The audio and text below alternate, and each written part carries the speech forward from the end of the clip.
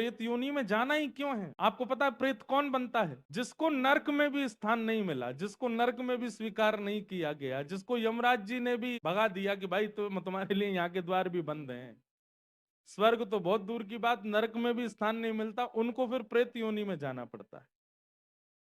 प्रेत बनना ही क्यों है? लेकिन भागवत जी की कृपा का वहां पर दर्शन होता है कि जो प्रेत बने हैं उन पर भी भागवत जी कृपा करते, उन्हें भी प्रेत योनि से मुक्त करते हैं। कितनी बार हमको अनुभव तो हुए हैं, कथा होती है, कुछ ना कुछ ऐसी घटना तो नहीं कहेंगे पर ऐसा कुछ क्रम होता है कि उससे ये अनुभव हो जाता है कोई प्रेत मुक्त होके गए। एक बार की कथा थी, कथा के बाद व्यास मंच के पीछे ही एक बहुत बड़ा पेड़ था, कथा विश्राम होते ही पेड़ पंडाल पे ही गिरा टूट के अचानक ही, और इतनी जोर की आवाज भाई जैसे कोई बम गिरा हो। वहां एक संत थे, वो बोले कि निश्चित ही कोई यहाँ बैठ करके श्रवण कर रहे होंगे, आज मुक्त हो गए, कथा सुन के कल्याण हो गया।